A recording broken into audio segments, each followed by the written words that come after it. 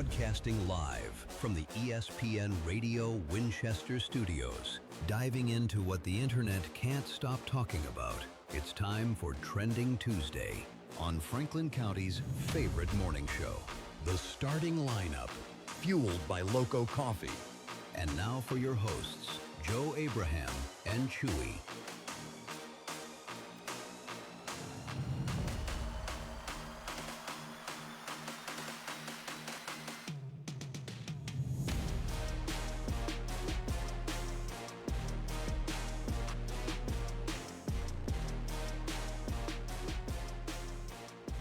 And good morning, and welcome into the starting lineup on ESPN Radio 1340 1069 WCDT Winchester. I am Joe Abraham alongside Chewy this morning, as it is a Trending Tuesday. And I know, a lot of you might be wondering whether or not I'm going to talk about what happened in the ESPN Radio Bracket Challenge, whether or not I finished in the top 10 or not. We're not going to talk about it today. Okay. At all. Sounds good. No, yesterday was the national championship, Chewy. How'd that go? Not the way I wanted it to. I knew going into it. We talked about it yesterday on the show. I knew if Michigan won, I was going to finish in 11th. If Michigan lost, I was going to finish in the top 10. I was going to stay right where I was at, and I would be safe. And UConn did everything that they wanted to do in terms of playing the style of game that they wanted to play. A Michigan team that had been scoring over 90 points a game only scored 69, but they still couldn't get them. I mean, that team is so friggin' good. And Johnny Hannah and I talked about it a little bit yesterday on his show. Rob Kortner, unfortunately, not going to be in studio today to recap the game and recap what Michigan was able to do in the tournament. But goodness gracious, that team just does everything well. And yesterday, they sucked at shooting threes, and they were not great at doing some of the things that they traditionally do. But they still won, and unfortunately for me, that means at some point in time I'm going to be wearing an orange shirt of some sort on the show. And for you, it means you don't get to go to the gym. I dodged that bullet, didn't I? At least not yet. Well, not yet. I've got to come up with a double or nothing. Okay. On that. I don't mind that. Yeah, I was sort of open to it. Thought it'd be good for content. Yeah. But you thought that it would be good, a good opportunity to just end you. You thought it was going to put you down. Oh yeah, that would have been a way to go out for sure. You're ready to go to the big sleep. Yeah. Cindy Hen jumped in. Yeah, I know it. Looks like she just put an emoji of some kind of fruit. I assume it's an orange. Yeah. Oh, orange, because you got to wear it. I got you. She is full on invested in this. She went down to. This is how involved she's been in the show. Not only did she do a gigantor bracket, Cindy Hen, FYI, this might need to be a new thing. Cindy Hen is our March MVP for the show, I think. Okay. And there were a lot of you. There are a lot of you that were good that could have challenged for this award. But Miss Cindy got full-on invested in March Madness. She had a hard time seeing the bracket. When she printed it off, it was so small. So she did a gigantor one that was on her wall. She tracked the whole tournament, even though her bracket went kablooey, I don't know, not too long, halfway through. But she just wanted to track where I was going to end up. She wanted to make sure that I was in orange by the end of this thing. And, I made the mistake of agreeing to a really one-sided bet. I don't know what I was going to get if I had finished in the top 10 from Johnny. I knew what I was going to get from you. Yeah. I don't know. I need to talk to my agent. Yeah. That's a bad deal right there. Anyway. So 11th. So I finished in 11th. But not only that, but she took a trip all the way down to Fort Myers, Florida, just to take a picture of the Lonnie Kai for you guys. That's the only reason she went down there.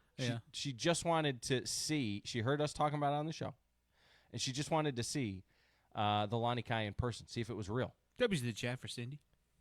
W's in the chat for the March MVP. Who's going to be the April MVP of the show? We'll see.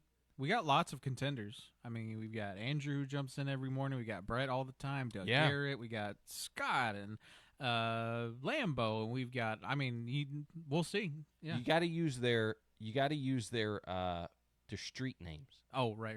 Yeah, right. It's not John. It's John the Butcher. Right. John the Butcher. Come on now. Yeah, Lambo. Yeah. You know. So it is a Trending Tuesday today on the show. But before we get into all of that, we need to have another conversation, Chewy. Mm-hmm. So yesterday, there's been this. I'm gonna pull back the curtain on the station a little bit. It's gross, right? But there has been this smell, this lingering smell around the station for the last week. Yeah. A smell of death. Yeah. And we know that we have animals, mainly Chewy, that burrow under the station at times. And we've been trying to get rid of them for a while. A, if you have any suggestions on what we might be able to do to get rid of them, let us know in the chat. But B, we may have accidentally gotten rid of them. I'm at that option. Chewy's throwing up gang signs. Yeah. B, we may have accidentally somehow gotten rid of them. But D, we also may have found out what the smell was, and we may be cursed. The smell of death might be our own rotting corpses within the building. Ooh, that would be cool. Right. So yesterday, Chewy and I went out to investigate. Again, this is a gross story, but it's trigger warning. It's necessary. Yeah. We went out, and there are these little holes underneath the station that go into like the crawl space and things like that. Like they're literally burrowing under the foundation or into the foundation, into the crawl space area, through the walls and stuff like that. They're like eating the walls. It's crazy. There's been a groundhog for a while. So recently there's been this smell of death. So Chewy and I went out to investigate, and I said, well, maybe what I can do is I can stick this flashlight up under there, and I'll stick my camera, because I can't stick my head down in the hole. It's too small. I'll stick my smartphone and the camera down there, and I'll take a video, and I'll see what we record, see if we can find what has died possibly underneath the station. We couldn't find it in the front hole of the station. We looked in that hole, nothing in there. The side hole was all blocked up. So we figured, can't look in there. Plus, there's wasps over there, and I don't like wasps. So then we circled around to the back where the main den area is. We know this is Highway 1. Yeah. And Chewy and I go to access the hole, and here's the thing. In a moment of emergency, we've just like been stacking stuff up in front of these holes. At one point in time, I used wood. We were trying to block the holes. They just dug around them. And we've put powders down. We've put all types of, we put traps down. We've caught a couple of them and removed them and all the things. They just keep coming back. It's not like our first rodeo. We've been doing this for a little while. So anyway, one of the things that we just stacked in front of one of the holes was a garbage pail. Just a little garbage pail. And unfortunately, we stacked it. We stacked it like the open side up, right? So it's been catching all the rain.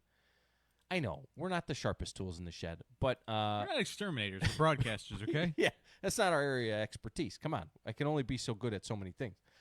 Yeah. So anyway, the pail's just sitting there in the backyard, basically up against the back of the building, and we go to move the pail. I go to move the pail, and Chewy's kind of standing back watching. And I move the pail, and Chewy catches this whiff. I move it off to my left, and Chewy catches this whiff, and he's like, "Oh, that's it." It hit me in the face like a train, like just like boom with that smell. And I was like, "I think we found it." And I'm like, "I'm not sure what you're talking about." So I set the pail down. I didn't really smell it. And I go to lean in, and what did you see? I saw a freaking dead mouse, dog. Okay, so Like a little drowned mouse. It was the most pathetic little pitiful thing you'd ever seen. yeah, so it was a mouse that had gotten in the water, and when I moved the water, it was so full it fell out of the water onto the ground right in front of Chewy. And that's what hit me. Yeah. It was that smell of that dead mouse. Okay, so he's thinking that's the smell, the bucket, and I'm like, yeah, the bucket is full of this nasty death water now, and I go and I pour out the bucket. What color was the water, Chewy? Dude, it was like dark green brown. It was literally like every molecule in your body is telling you to get away from it. It was as close to black as I've ever seen water. Oh, just gnarly. Then, okay, keep going. Tell them what you did after Okay, that. so we pour this potion out onto the ground, and out of this bucket of water comes 2 more mice, drowned mice, and a bone. Like, not a little bone, not a chicken bone, not even like a dog bone, like a gigantic bone. It looks like a friggin' dinosaur bone. Like a cow or a deer or something. Like, it's like ridiculously huge. It's a very large bone. It is an unnaturally large bone. Unnaturally large, you said. It's Yeah, this is not. It was definitely placed there. It's very large. It was a very large bone. And so we dump it out, and the bone and the smell. Oh, my gosh, the smell. So we're hoping, or at least we were hoping, because the smell is kind of still lingering, but it might just be in the walls now. Or, like I said, it might be us. It could just be us. Because what we suspect is that this was not just an accidental, like, trash can of water that filled up with, like, how does a bone get in there? These mice are in there. It was super specific. 3 mice exactly and a bone in this concoction that was left behind the station for someone not to find. I'm thinking they were 3 blind mice. Yeah. Well, That's what I'm thinking. the 3 dead mice now. Yeah. But yeah. Well, I'm thinking that somebody has a spell book, and It was very witchy. they're taking shots at us. They're trying. There's a lot of weird things been going on. Some people around here, some people around this place have been losing their minds, so to speak, becoming traitors, so to speak. What if that's the reason? Dark magic has turned my mind against you. It wouldn't be the first time. I've seen this happen before in episode 3. Dark influences. Yeah. Changing your perception of reality. Darth Chewy. I think that we found the source. Now we just need to find. Well, we found. There's a disturbance in the force. I think that we're on to something. I think this is an easy remedy. I need to have a son, and then he needs to come and kill me, and then all will be right, just like the movies. I'm not okay with you having kids. That's first step. Well, that would be her kids. I'm there sometimes. Oh, okay. One of those dads. Well, here's my other question. I'm too scared to have kids, to be honest with you. That's a good thing. I think that's a good thing. I think we're all too scared of you to have kids. Here's my question, though, people. Who is the Dark Lord that is manipulating? I hate to suspect that it might be Sam Davidson. Oh, wow, yeah. But it could also be Johnny Hand. He is very Darth Sidious. Johnny Hand just jumped in as soon as you said that. That was so scary. See? Yeah. Johnny, could you not see Johnny wearing like a hoodie like this? I would like to see like him. Well, because like Johnny's like a singer, so like I would like to see a performance from like Darth Johnny. You know what I mean? Singing Metallica? I don't know.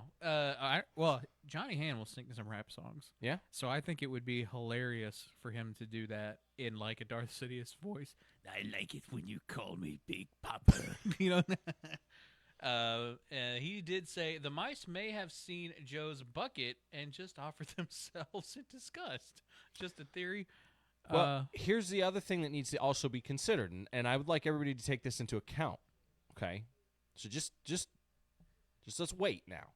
Okay, if this magic is strong enough to manipulate my best friend against me, former best friend against me, who I'm also taking applications to replace. I think that this dark magic may have also targeted my bracket. I'm just saying. There it is. Yeah. I mean, that was the real intent. Right. There's got to be a reason why I finished outside the top 10. Right. I couldn't have finished in 11th back-to-back years. That's not possible. Yeah, there's no pattern there. Yeah. Now, that's going to lead me all the way back around to Miss Cindy. Miss Cindy has been very invested lately. Yeah. And she's a very nice lady, okay?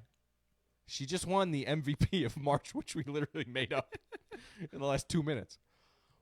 But as I'm considering who could have concocted this brew, she seems overly invested lately. Miss Cindy, my question for you is, are you a Darth Lord? I just need to make sure. I don't mean to offend, but there is something going on here. Listen, Joe, you got a lot of enemies, though. Okay, there's a lot Could of be people anybody. on the. Yeah, exactly. You got to think about it. Like here lately. Think of how snakish and treacherous everyone has been. Who haven't I pissed off? It could be Katie. Very much, or it could be one of your kids. I mean, who knows, But here's my point: is think about it. All the betrayal lately, like it's been sort of chronic. You know what I mean? Like 1 week right after the other. I know. Anyway, there's too many angles. Softball dad turns against me. Maybe it's softball dad. I don't think it's softball dad. Maybe it's softball dad. You turn them against me. You will not take them from me. We need to stop watching Star Wars. It's I'm starting to see it in my dreams. Oh man, if you have not been by the station and seen Star Wars on at the station, you're missing out. We go through like cycles though. Like we were on a Ninja Turtle kick for a long time. Oh, that was a good one. yeah. We need to do a Power Rangers one. Well, here's the problem though: is if I turn them on and it's something that like catches my attention, it's a little too interesting. Yeah, like I can turn Star Wars on and not watch 99% of the movie. It's good background noise, Right. And then I'll look up and it'll take me away for a second, and then I'll be able to go back to work. If I turn something on, like Power Rangers or Ninja Turtles or something like that, I'll end up watching like 3 episodes, and then I'll get distracted from work. Like in the middle of an email, you're like, "Ooh, it's a Zord," and then. But it is very telling that we operate the station in the shadow of the battle between dark and light. Just saying. Talk about thematics. Right. Okay, before we hit the break here, Katie says she thinks the Scooter Syndicate had something to do with it, so she says it's not her. I mean, let me just put it this way. They could have been called anything other than Syndicate. They went with the word Syndicate, okay? That's an evil connotation right there. Like the Hoagie Rollers references the Holy Rollers. I don't know what that is, but it's holy, and I think that that's a good thing. Okay. Syndicate, I immediately think like... Criminal. Yeah, criminal empire, dark empire. And I'm just saying, if anybody's going to come after me, they've already proven that I think there's some black magic at work here. They're very more than willing to cross that line. Okay, but no, before we hit the break here, in the next segment, we got to talk about, I went to the softball game. I went to a baseball game and a softball game last night. Reds, 7 out of their 9 games won? Yeah, they're smoking folks right now. The team that they beat last night was no joke. I think that they had only lost like 2 games on the year. And Franklin County beat them like 14-2. Not bad. But not only that, I got my first look at softball dad's daughter in the circle. She was pitching last night. And if you have not had a chance to see, now they've got a lot of special players on the team. Their bats are amazing. They hit the crap out of the ball. But I got a chance to look at her yesterday on the mound, or in the circle, as they say in softball. It's different. They're not on a mound. And on the rubber. And it was very impressive. But when we come back, I'm going to talk a little bit more about what I witnessed yesterday at both of those games. And, we'll do that on the other side. It is the starting lineup. You can get involved in today's show, and I encourage you to do so. You can call the show at 931-967-3500. You can text the show as well, 931-305-5611. Speaking of texting the show, I got some disturbing texts as well from one of our new listeners yesterday. Was it AC? Yeah. Yeah. I'll tell you what he thinks of us. Oh, okay. Yeah. When we come back. It is ESPN Radio, 1340, 1069, WCDT Winchester. Stimulant misuse can take many forms. It may involve abusing methamphetamine or prescribed ADHD medication. Both carry real risks when not used safely or under medical supervision. Prevention starts with education and open communication. The Franklin County Prevention Coalition provides tools and local resources to help families make informed decisions. When we stay proactive, we are stronger together, and we are stronger without it. Learn more at fcpctn.org. This project is funded under a grant contract with the Tennessee Department of Mental Health and Substance Abuse Services. Out with the cold, in with the comfort. Refresh your home with Hall Furniture in Winchester. From stylish living room sets to cozy recliners and dining pieces made for gathering, now's the perfect time to upgrade your space. Quality, comfort, and pieces you'll love coming home to. That's Hall Furniture. Visit them at 3131 Deckard Boulevard in Winchester or browse anytime at hallfurniture.com. Hall Furniture. Make your home feel brand new.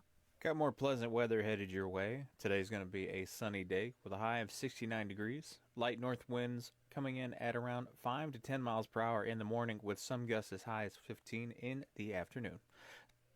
Stay tuned to ESPN Radio Winchester 1340 1069 for all of your pleasant weather updates. Winchester. When our local athletes give it their all, Domino's is here to refuel the team. Swing by Domino's on South College and build your own pizza with any toppings for just $9.99 each. After the game, feed the whole squad. Grab a medium 2-topping Parmesan stuffed crust pizza, bread bites, and dips for $17.99. Or go big with 2 large pizzas and bread bites for $24.99. Quick combos, cold drinks, and deals starting at $5.99. At 668 South College Street, Domino's is proud to support our local athletes, on and off the field.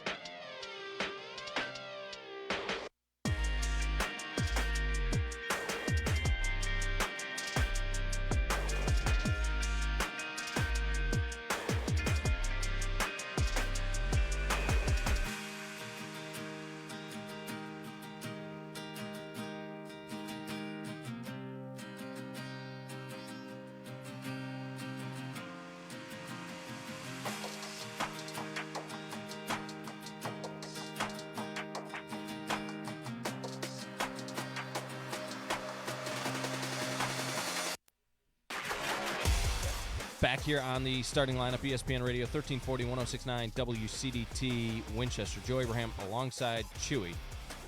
And Andrew in the chat this morning. Good morning, Andrew. If you were trying to curse us, I would more appreciate if you just came by and told us how you feel. Thank you. I understand that you may not like us. That's okay. You don't have to sick black magic on us. That's not cool. Feel free to jump in on the FMO Facebook stream or the text line to let us know. Right. Yeah. Just hurt us there. Just crush us there. Just tell me how silly we are there. Kind of like how AC's been texting me some very, I can't even read half of this stuff that he texts me. In fact, I'm not going to read any of the stuff that he texts me. Okay, then. But let's just say he thinks that us and all of our fans are trash. Okay. That's what he thinks. So I'm just throwing that out there. If you guys want to curse somebody and want to start a witch's brew, that's the guy. Oh, okay. Not me. I'm just Joe. Well, tell him thank you for the input. Chewy, are you a Sith Lord? No, I don't think so. Are you hiding underneath that rebel hat? My receding hairline. Yes, Is that a disguise? For some things. Anyway, got that Vegeta, crow's beak thing going on right now. If I start seeing like force lightning coming out of your hands, I'm gonna be pissed. Yeah. Speaking of using the force, Chewy, yesterday, Bella Smith for the Franklin County Rebelettes led off the bottom of the first inning. She's number one hitter in the lineup. She led off the inning with a home run. And she was pitching yesterday. She gave up a couple of runs in the first inning before she settled in on a home run. She gave up a home run in the first inning. But if you have not seen this young girl play, she is very, very impressive. To the point where we talk about the athletes in our community and supporting them and encouraging them. How do you drive, Chewy, culture? You drive it by celebrating the athletes that we have in our community. Now, Bella Smith is the daughter of softball dad. And a couple of years ago, so she is a junior now. So her freshman year, I believe it was, she played at Huntland. She's within Franklin County. They took last year off. She's moved up to Franklin County. She, in their back, I have yet to see it. He has invited me out to see it. He's got like a sick, like a gym, full gym setup, training facility, softball training facility for her. Wow.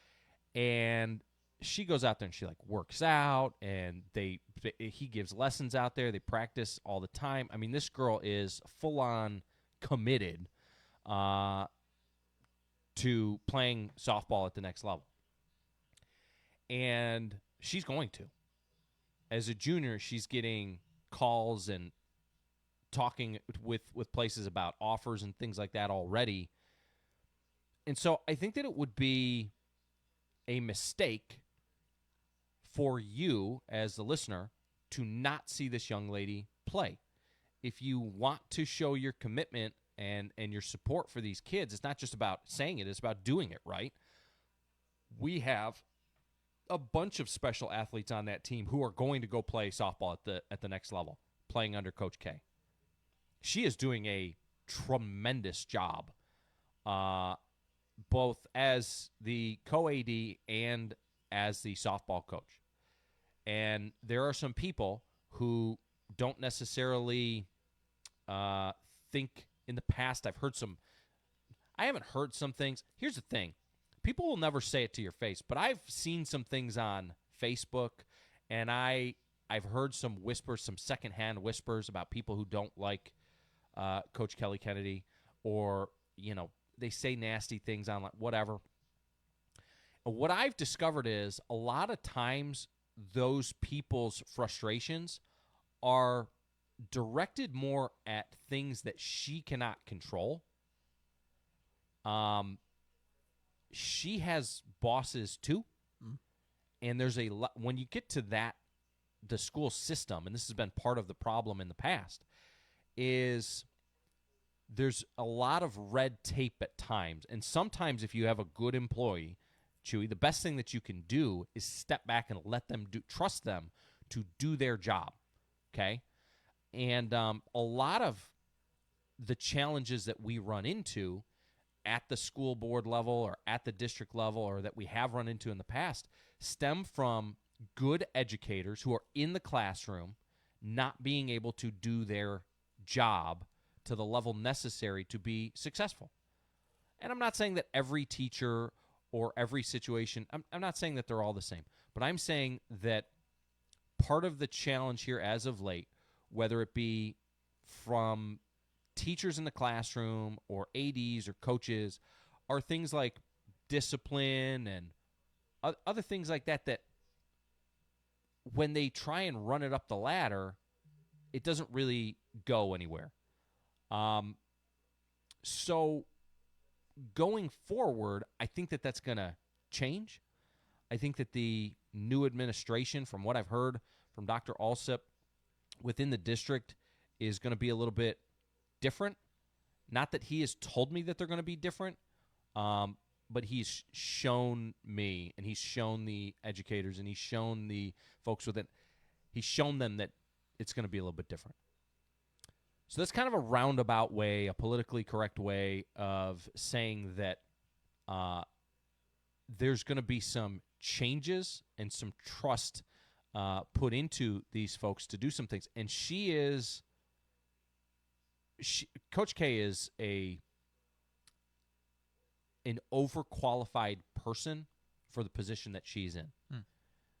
And if you've been frustrated in the past with some things, I would consider what she has had to deal with. She doesn't get to, it's not like you can just go to her and say, hey, we need to do this, and she can snap her fingers and make it done. So anyway, this is a little side rant. I don't know. The softball program, though, has some extremely talented individuals. And there are some freshmen and some sophomores. The next few years are going to be really, really special. They've only got 2 seniors on the team. Got some good juniors as well. Bella Smith is one of them. And yesterday, not only did she hit the first pitch, or in her first at-bat, she hit a full count ball over she's left-handed. I think she hit it over the right field wall, right center. Well, then in her second at-bat, Chewy, she hit one over the left center wall. She went the other way. Off a left-handed pitcher, she went the other way.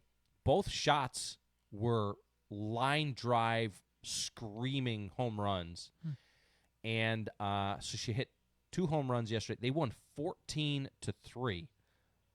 But even more impressive than her ability at the plate, which is being a left-handed hitter, she can do it all. She can slap. She can soft slap. She can do all the things. But even more impressive than that was this girl on the mound. She can throw into the low 60s regularly. Softball dad yells at her if she's not hitting higher than like 60, 61. So she throws really hard. But I was standing in the press box watching her throw yesterday, and the ball is moving all over the place. It was crazy.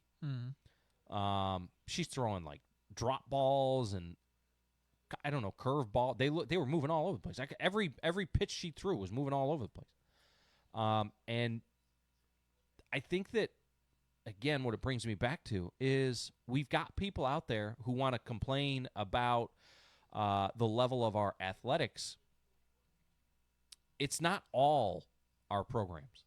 We've had some that have struggled in the recent years. Football struggled in the recent years.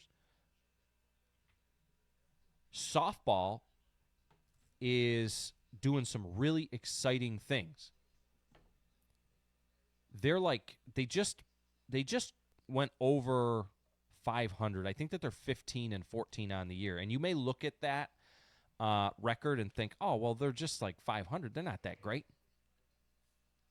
This is a team who has been literally holding back to this point. They've been testing some things out. They've been moving some girls around. Speaking of Bella, when you get to the softball, it's not like baseball where you pitch a guy one time in the rotation every 7 days or something like that. Softball players can pitch pretty much every day, and they haven't been pitching her a whole lot because they're trying to develop some of their other pitching, and they've been conservative to this point in the season. And it's paid off because now you have a situation where they've developed more of their talent, and you don't need to necessarily rely on 1 or 2 players. You can go deeper into into your depth, like Delana Marshall, who we talked to at the Spring Media Day, has pitched the most innings for the team, and she's probably their number 2 pitcher. She's really good. She's really come along, though. She's gotten so much better in the last 2 weeks, 2 or 3 weeks, and that doesn't happen without her getting that experience in the circle. So I'm really impressed by what Coach K has done. I'm really impressed by her patience with this team. She's played the long game for this season. She's pitching Bella Smith just enough, I feel like, to keep her kind of sharp and not let her get cold. But I'm really excited about what this team can do. I will be surprised if they do not win the district. I would be shocked, actually, not just surprised. All right. So you highly recommend going and watching these girls, you would say, for sure. Definitely go check them out. I would definitely encourage you to go check them out. And again, we've talked about some of the younger girls here as of late that are hitting home runs.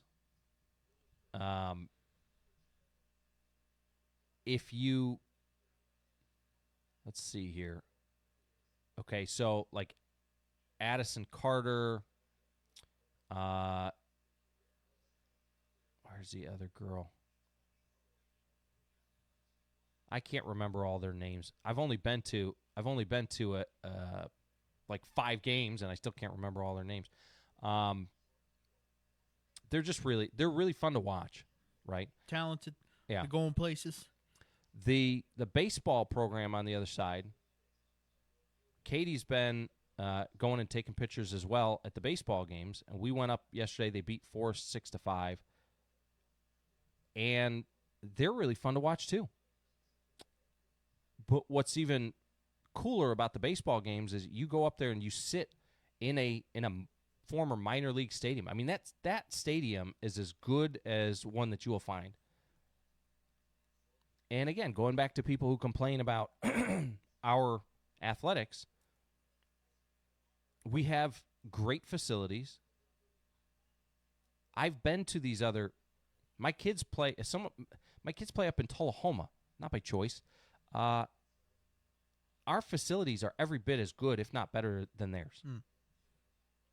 So you can't complain about that. And the play is very good. The baseball team is like 13-8. And again, early in the season, they went on a little bit of a losing streak here. They lost 4 straight games. Prior to that, they were 12-4. And then they get back in the win column. They've won 4 now of their last 5. So, very, very fun programs to watch. I just encourage you to get out there and check them out. We talk about a lot of the negatives sometimes when it comes to these, but I think it's also just as important to illustrate the positives and go and support these youth athletes whenever they do succeed, even if they fail, but most importantly when they do succeed. Go let them know that, hey, we as a community support you. We see you doing a great job, and well, let them know. A good example too of the baseball team. The other day, what was it? Thursday, they lost at Smyrna 10-0. They got blown out. Then they came back and played them at home on Friday, and the next day beat them 12-2. Wow. Yeah. See? A 20-run swing, and they figured it out, from one day to the next. Well, they lost by 10 and then won by 10. Definitely encourage any people in Franklin County and beyond, even if you don't have anybody, involved, if you just really care about, youth athletics or something like that, I think it's important for you to try and make some time for some of these youth athletes, because I think the psychological benefits of seeing, the people around town support you the way that I know that we can. I mean, I've seen within this year what the community can do when they want to rally around these young athletes and supporting them. And I think what if we just had 40% of the energy that we had in some of those like really big events? Do you know what I mean? Yeah. Think about what it would do, not just for, those young athletes, which is the real reason you should be doing it, but think about like, all the positive attention that we would get for as a school system, and think about the psychological benefits of those kids who know, like, even though I fail, it's not, the end. It's a stepping stone. Do you know what I mean? Yeah. And we're going to support you for trying and getting out there and not just trying, but actually doing it. Do you know what I mean? And I think it's important to do that for these young athletes. I think that we're building up these programs the right way. The coaches that, have stuck around and who we've allowed and been patient with, and they've put the work in. And there's a big discrepancy between seeing progress and not. Yeah. And the ones that have made progress in the right areas, it's starting to come to fruition. Look at the soccer program. AC just texted me and said, Michigan won a championship. All the trophies belong to the Big Ten. He's not lying. The UCLA is in the Big Ten. Listening? I don't know. Because I thought you said he didn't like us. He doesn't, but he still listens. Oh, well. But he's not lying. So with Michigan winning the national championship in basketball, then the girls, actually UCLA is in the Big Ten as well now. But the girls won their first national championship, the UCLA girls. And then, of course, Indiana. Got to give credit to the Big Ten, for sure. All right, let's take a quick break. When we come back, I don't know. What am I going to get into when we come back? You know what I want to get into, Chewy? I don't want to talk about me wearing orange, that's for sure. I wanted to talk about, so the NFL draft is coming up, and I went back and looked at my notes from last year, and I had identified 10 players that I really liked in last year's draft, and then I've got 10 players that I really like in this year's draft. Okay. So we'll see how my favorite players from last year's draft did, and then we will take a look at how this year's players line up for the draft and see. Maybe we'll talk a little bit about what the Titans might do at number 4. We'll do that here when we come back and in hour number 2. It is the starting lineup, ESPN Radio 1340, 1069, WCDT Winchester. Happy Millionaire's Day to you. Happy Millionaire's Day to you. Happy Millionaire's Day, dear Tennessee lottery player. Happy Millionaire's Day to you and many more. Want the chance to celebrate $1 million win again and again? Play the Millionaire for Life game from the Tennessee Lottery.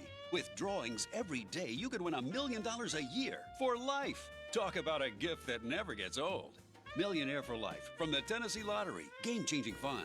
Please play responsibly. The starting lineup with Joe and Chewy is presented by Loco in Winchester. Right here in Winchester, Loco is doing things their own way. From locally roasted Loco coffee to a one-of-a-kind shop experience. It's a place that's built for the Franklin County community. So if you haven't stopped by yet, now's the time. Support local. Drink Loco coffee, fueling Franklin County mornings. Roasted right here in Franklin County. And don't forget to tune into the starting lineup, weekdays from 7 to 9. Looking for a reliable car at an affordable price? Stop by Money Down Motors here in Deckard. We specialize in quality pre-owned vehicles with low down payments and flexible financing options. No matter your credit history, drive away today with a car you'll love and a payment plan that works for you. Visit us at 1945 Deckard Boulevard or call 931-962-3404 for more info. At Money Down Motors LLC, your ride is waiting. It's time for a local news break from the 931 Go News Center. The Estill Springs Police Department is warning residents about a circulating text message scam involving a fake court notice. The message includes what appears to be an official-looking document claiming to be from the Davidson County General Sessions Court Traffic Division. It threatens fines, license suspension, and other penalties if payment is not made immediately, and directs recipients to scan a QR code. Authorities say this is a scam. Several residents have contacted or visited the police department after receiving the message. Officials remind the public not to click on the links, scan QR codes, or submit payment information. Legitimate court systems will not demand payment through unsolicited text messages. If you receive one of these messages, delete it and do not engage. In sports, the Franklin County Rebels improved to 12-8 on the season with a 6-5 win over Wilson Central in 9 innings Saturday at home. The Rebels will host Forest High School tonight at 6 p.m. The Franklin County Rebelettes also had a strong showing at the Ooltewah Invitational. They defeated Bearden 7-1 and followed that with a 4-3 win over Sequatchie County, improving to 12-11 overall. The Rebelettes will host Marion County tonight at 5 p.m. On the track, Franklin County High School's boys and girls track teams dominated at home on Saturday, combining for 42 top 3 finishes, including 20 first-place performances. The boys won the meet with 292.5 points, finishing 127 points ahead of Coffee County.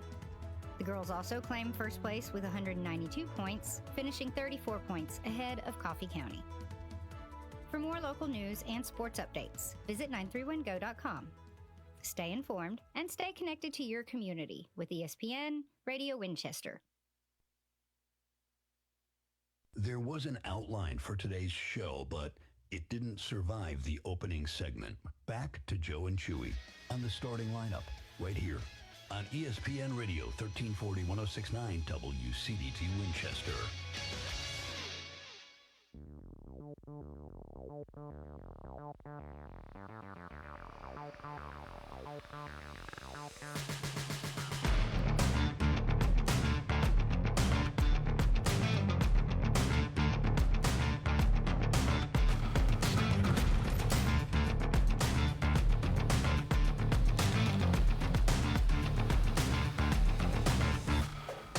Back here on the starting lineup, ESPN Radio 1340 1069 WCDT Winchester. Joe Abraham alongside Chewy.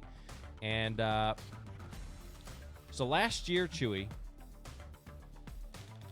I had made a list going into the draft of 10 of my favorite players. Mm-hmm. And I wanted to take a look back and see, well, what did they do in year one? How did those guys shake out in year one? Now, these are just my favorite guys. It's not necessarily like I would have drafted them all in the top 10, 1 through 10, or anything like that. It's just these were my favorite guys.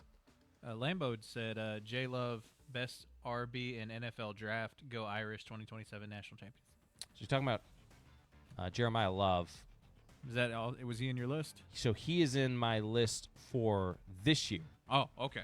So, but specifically last year, we're going to do some recappage. Yes.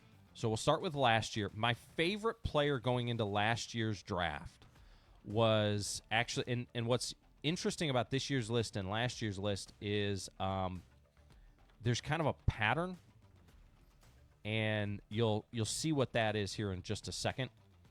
But pay a little bit of attention. So this past year going into the draft, my favorite player in all of college football was Tyler Warren. He was a tight end for Penn State, if you remember, and he was an absolute gamer. He was the kid with the long hair that wore number 44 for Penn State. I'm describing him for people who only watch college football, because there's a lot of people who watch a lot of college football but not a whole lot of NFL.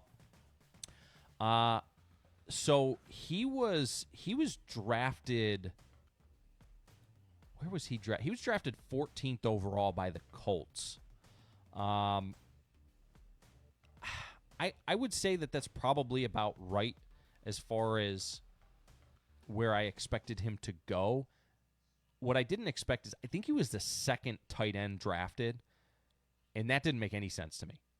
The kid is just a football player. And here's the thing, when I look at guys, there are guys with all the skill in the world. People might remember Jamarcus Russell was top pick for the Raiders. Huge. Kid was an absolute tank. could throw the football a country mile, could throw it over them their mountains, and could not play football at all. Would not watch film, could not pick up concepts. He got where he got based off of his physical abilities, his skill. And that's all well and good, but skill only gets you so far. You've got to love playing the game of football, and that's what separates, I think, good players from great players in the NFL, is they've got a good balance of that. You can have guys who have little to no skill, and they make it to the league just on pure heart. It's a lot tougher to do that in today's NFL than it used to be, but they just love the game, and they can be really good contributors.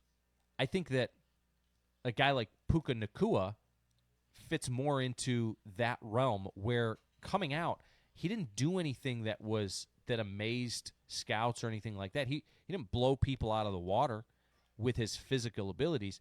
He's just a really good football player. Tyler Warren wasn't the fastest, wasn't the biggest, wasn't the strongest. He's a pretty good catcher of the football, but the kid was just a football player.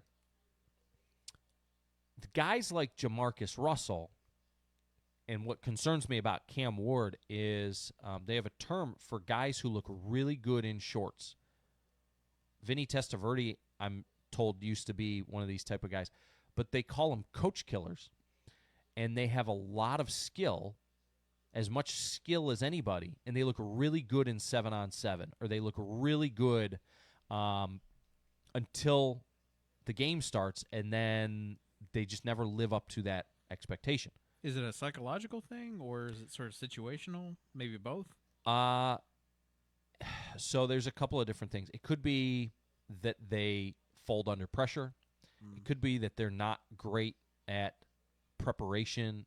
It could be that they're not great at understanding defensive concepts, but it's just but learning. They just choke when it comes to basically putting it to the test. Yeah, they've got the skills, but when you get a defense, or it could be that they struggle with something in particular, and they can never figure that one thing out. So all the teams know, hey, attack this, because you won't be able to X, Y, or Z. I get you. And to put it in concepts that, like with baseball, if you got a kid, a really good hitter, and the kid can't hit a curveball, well, what do you think pitchers are going to throw him?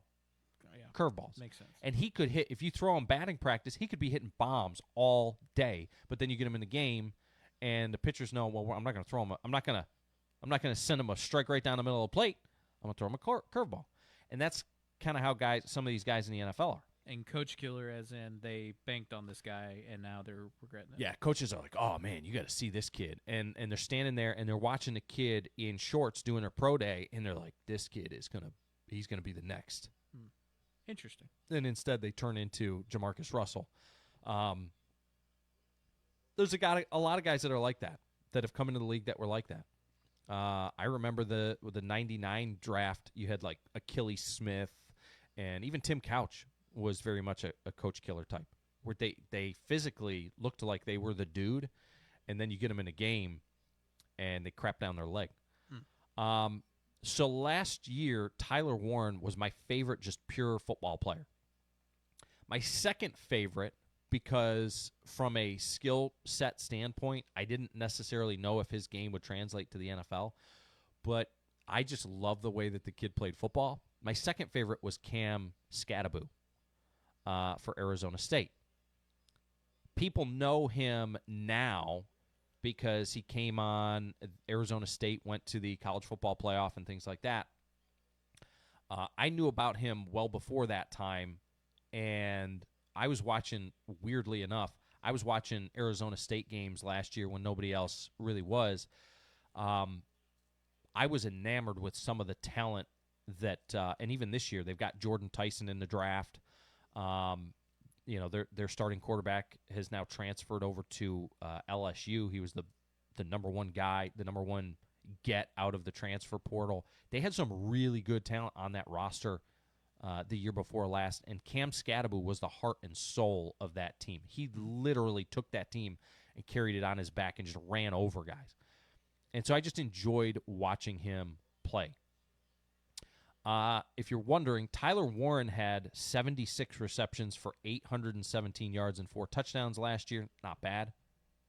Cam Scattaboo, who apparently does not believe that CTE is a thing, rushed for 410 yards on 101 carries for a 4.1 yard average and 5 touchdowns. Scattaboo is one of those guys, if he can stay healthy, I don't know how long of a career he's going to have playing in the NFL with the style that he plays with, but man, he's fun to watch. So those were my top 2 guys. Number 3 for me was Jackson Dart. I thought that Dart was the best quarterback going into last year's draft. Obviously, Cam Ward went number 1. Tyler Shuck is considered right now as the number 1 quarterback coming out of that class.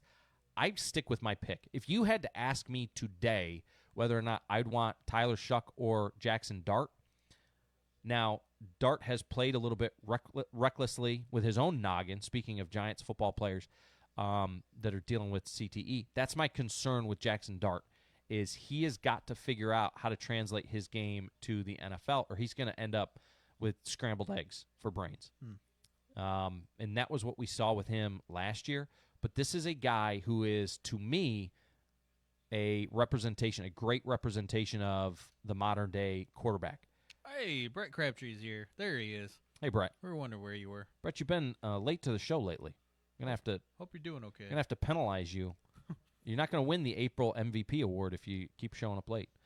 My only issue with Dart is that he's not as big as like a Josh Allen type, but he plays very similar style game to those guys, where if you remember when running quarterbacks, Randall Cunningham was a running quarterback, but I would say more Michael Vick and some of these other guys, Lamar Jackson, when they first come into the league, their tendency is to take off first. Like, they get a little bit of pressure, they see their first read isn't there, and they feel the pressure and they just take off and they run. What we've seen is a transition to, and what we want the running quarterback to be able to do is hit the top of your drop. First read's not there. Second read's not there. Even the third read's not there. Okay, pressure's coming. Pocket's collapsing. We're moving the pocket. We're extending the play. We're trying to make something happen. Eyes are still downfield as we're moving out of the pocket, and nothing's there. Okay, we're going to take off and run. Or if you hit the top of your drop, first read's not there, second read not there. Oh, crap, they're in man coverage. There's nobody in the middle of the field. Take off. That's what we want to see from running quarterbacks nowadays. When Michael Vick came in, it was like hit the top of your drop, first read's not there, gone. Take off. Just use your speed. And now he was a special athlete, but that's not what they want from running quarterbacks. That's not what they wanted from RG3 when he came into the league. And that's not what we want from guys like Josh Allen. That's not what we want from Lamar Jackson even, or Jackson Dart. We want these guys to be able to be throwers of the football first and then runners second. And he is one of those type of guys. I really like him at quarterback still. I think that he is the best quarterback to come out of the draft based on his full skill set. All right. I had some linemen that I really liked from last year as well in Will Campbell and Tyler Booker from Alabama. I always really like Alabama's linemen better than any of their skill positions. And that's even the case this year. But last year, Tyler Booker surprised me. I thought Will Campbell was going to be the better of the two. And again, it's only the rookie year, but Tyler Booker was definitely better than Campbell last year. Emeka Ibuka went to and had a really good year, dealt with some injuries, but went to the Buccaneers, almost had 1,000 yards receiving. Again, dealing with some of those injuries. They were like lingering type of things. Didn't keep him out. I think he only missed did he miss any games? He might have missed a game. But I really like him long term. And then Malachi Starks, the safety that went to the Ravens. The Ravens frustrate me beyond no end because they always draft guys. Like, I love these guys, and they always draft these guys. And then I got to watch some guy who I know is going to be really good beat up on the Browns. And the Browns will take a flyer on some ding-dong. And then my last two guys in my top 10 from last year, and I know that we're about to hit, or we've hit the top of the hour, but my last two guys that I really liked were running backs, both the running backs from Ohio State. And the reason I liked them both is because they were thunder and lightning. You had Travion Henderson, who was the Lightning, and Quinshon Judkins, who was the Thunder last year or 2 years ago for Ohio State. And I loved both of those guys coming out. Different style of play.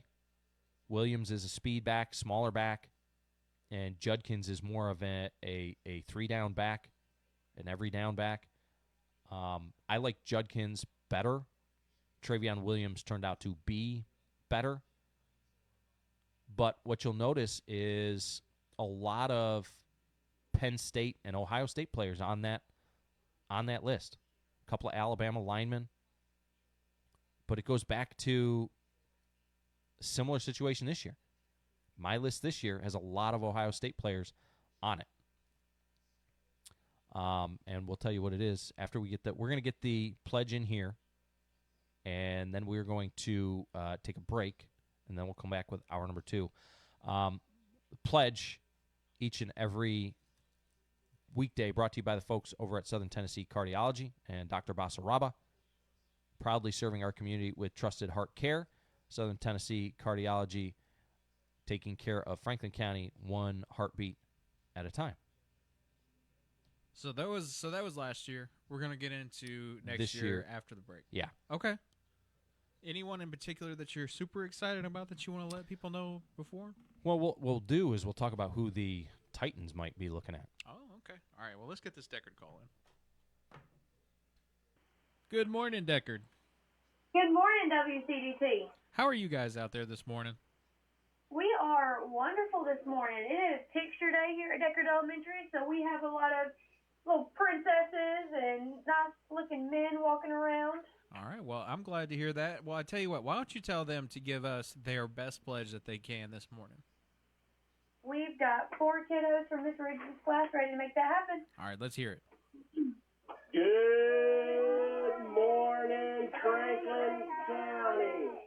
Please join Deckard Elementary as we say, salute, and pledge. I pledge allegiance to the flag of the United States of America and to the republic for which it stands, one nation, under God, indivisible, with liberty and justice for all. Fantastic pledge this morning. That was a good one, wasn't it? It was very good. All right, come on up. Tell them your name. My name is Kate, and I have the joke. What do dentists call their X-ray? I don't know.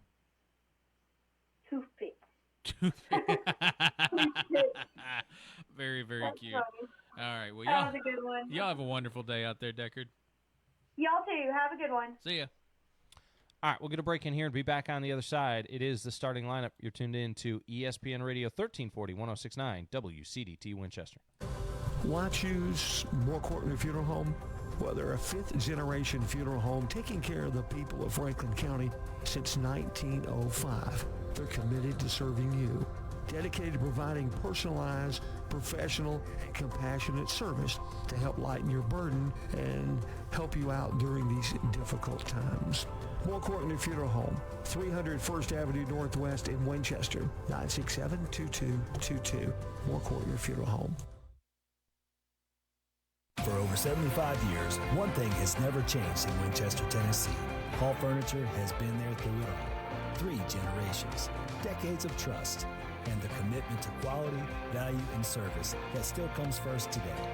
As we celebrate over 75 years in business, we want to say thank you to our loyal customers, our community, and to everyone who has made Hall Furniture a Winchester tradition.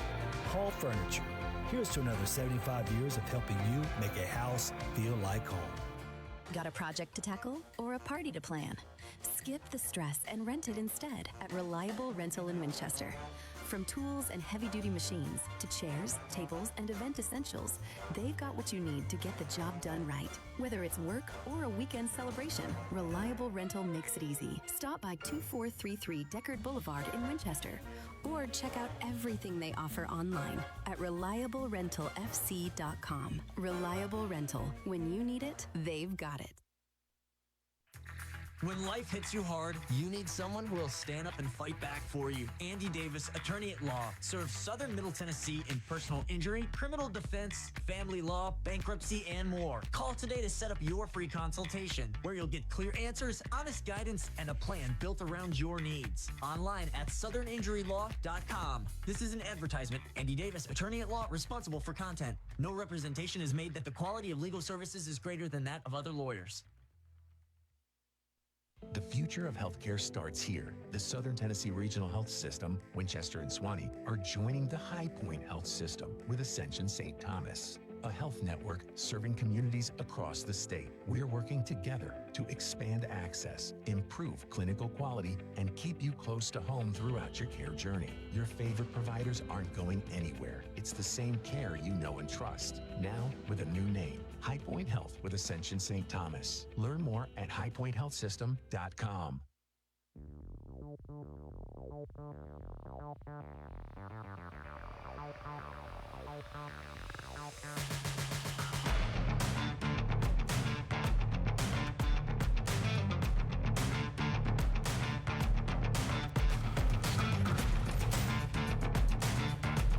All right, back here on the starting lineup, ESPN Radio 1340, 106.9 WCDT, Winchester.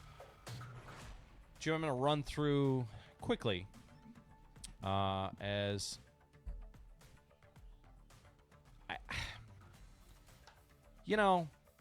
I like talking about sports. We talked about this in the break just a second ago. I don't think that's what the listeners want to hear. Let us know in the FMO Facebook stream. Brett Crabtree did jump in, though, saying it would be pretty cool if the Titans ended up with Alontae Taylor and Juwan Jennings both. Interesting. W's in the chat for sports. So here's the question, because I like talking about sports, but I'll be quite honest with you. We have talked so little sports here on this sports station as far as the starting lineup goes. It's not really a sports show anymore. It hasn't been for quite a while. And it's a variety show. It's a variety show. And what I've discovered, Chewy, is I'm like out of practice when it comes to talking about sports. Yeah. But not only that, I don't know if I enjoy it as much as talking about some of the other things that we talk about. Yeah. I think here's what I'll say. You're very good at talking about sports.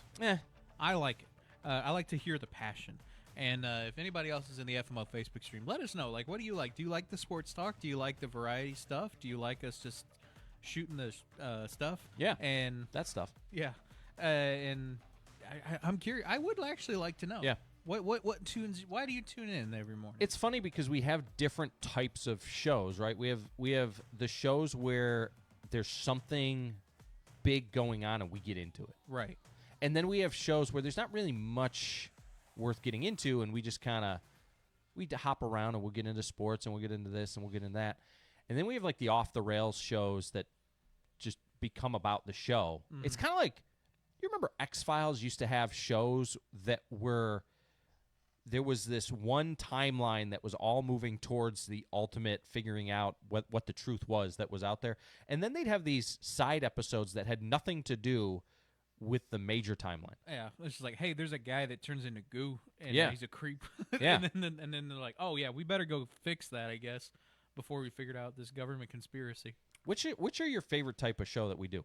All right, so I'm going to go through this quickly. Okay. Because there's something else that I want to move into, and I don't know if our listeners like when we talk about sports or not at this point. We don't talk a whole lot of sports. This show's not about sports anymore. So this might be the death of sports on the show. No, we'll see. It's an ever-evolving thing. There's no definite. That's true. Okay, I'm going to give you my top 10 for this year's draft. All right, number 1, I have Fernando Mendoza. This seems kind of obvious. The guy did some things last year, and we mentioned this, Chewy, as far as players are concerned, Fernando Mendoza doesn't seem like he's got elite anything, but he is what he does have. He kind of has like an elite competitor mindset to me. And I think that if anybody in this draft reminds me the most of the weirdness that is Tom Brady, it's Fernando Mendoza. In that the guy has just brainwashed himself into caring only about winning. And he says all the right things. He seems to do all the right things. Whether or not strip clubs are involved sometimes, I guess, is a whole nother story. But he's really good at processing things. We've seen him make amazing throws in high-pressure situations. He's calm. He seems in control of his team. He's a leader. Again, physically, there's nothing extremely special about him. He is just a football player.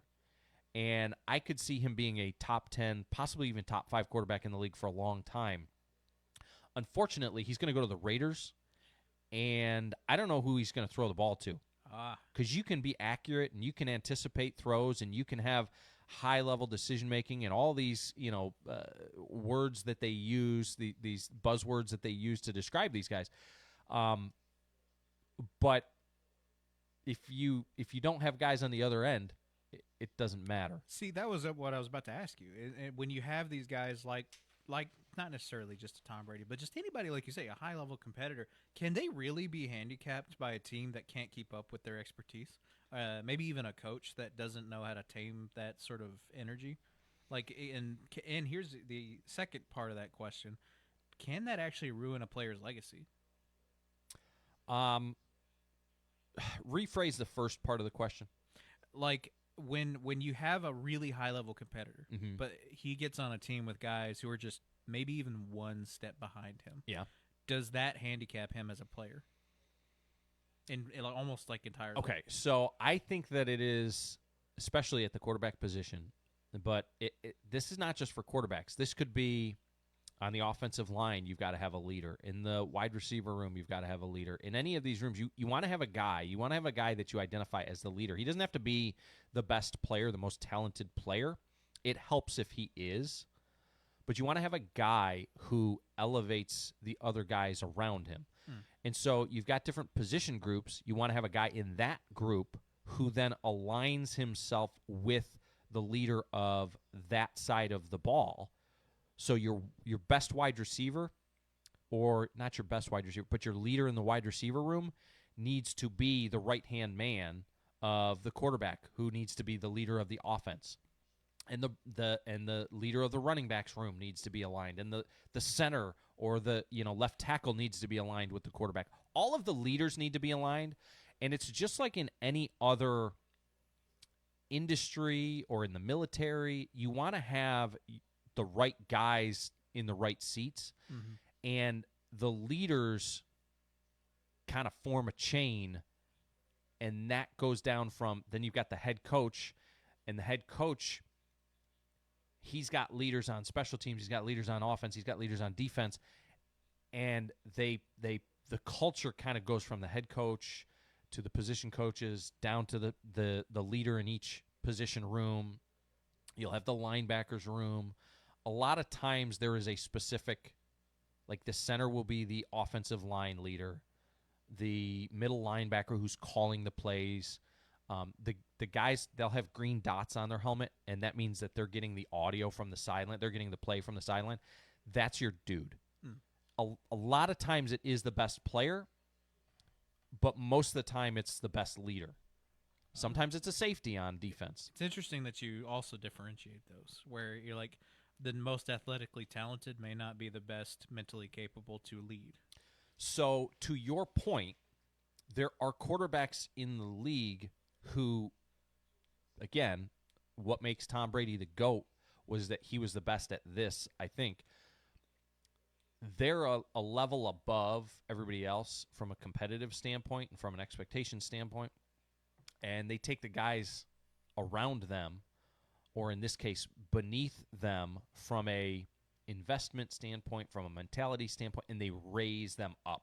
Oh, okay. I see what you. So they aren't dragged down by them. It's their job to pull them up with them. The best ones pull them up, and they don't allow that type of. Now, where guys struggle is, and it's tough coming in as a rookie, being put into that position.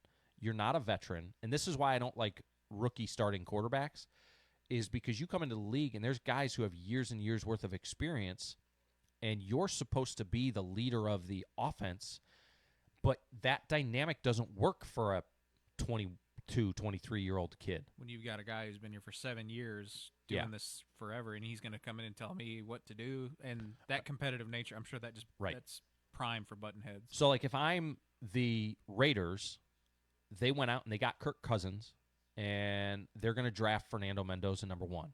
Now, some people are coming out and they're criticizing, well, the reason that they got the reason that they got Kirk Cousins is they don't maybe believe that Fernando Mendoza is the solution. I would go the opposite way. I would say that the reason they went out and got Kirk Cousins is because what they believe is they want to take the pressure off of Fernando Mendoza, not put him in that position, give the reins to Kirk Cousins for a year, maybe even 2, and say, hey, you take the team, you're the leader of the team until the day that you're not. We're going to allow Fernando to develop into that guy. Teams that have done this have had the best success, in my mind, at a higher rate. I look at the Packers. They went from Brett Favre to Aaron Rodgers. They went from Aaron Rodgers to Jordan Love. If you have a guy, a veteran guy, and the young guy can come in and learn underneath him and not have to take on the pressure of being a leader, as learning how to be a leader, as well as learning how to be a football player, just allow them to learn how to focus on becoming the best NFL quarterback that they can be, how they can understand the game the best that they can. And then once you get to that point, they will fall into a leadership position. Okay. As opposed to forcing them to be great on the field, hoping that you hit lightning in a bottle, and then because of their play on the field, people fall underneath them as leaders. If they go out and they struggle as a rookie quarterback, the guys that are supposed to fall under them as a leader, it's hard to fall under somebody who's supposed to be your leader when they're struggling, right? You don't want to follow somebody into battle who sucks. Right. If they don't inspire the same, success and mentality. Right. So Brett jumped in saying it definitely makes Joe seem a little smarter when he comes across doing sports. And then Brett said he's got that football savant quality like Brady does. I think he's talking about Mendoza. And then he says Peyton Manning wasn't in the picture or wasn't the picture of athleticism either. He says he just was crazy smart and studied the game constantly. Yeah. Interesting. Well, the game was also very different when he came into the league, and there were some running quarterbacks that had started to pop up, but it wasn't until even after Vic. Like Vic, if you think about it, Vic didn't work. It's more been here in recent years, Lamar Jackson and some of these other guys, Josh Allen even, who have kind of changed the game as far as what it means to be a running quarterback. But back in the day, think about Dan Marino. The guys who we considered running quarterbacks in the 90s, John Elway and Steve Young. Think about that for a second. Imagine those guys playing in the NFL today. They would be like out of 30 quarterback or 32 quarterbacks in the league, they'd probably be like number 28 and 29 as far as mobility goes. They wouldn't even be on the same level. So, as far as NFL comparisons for Fernando Mendoza, I don't know. I think that I've heard a lot of people compare him or try to compare him to Brock Purdy.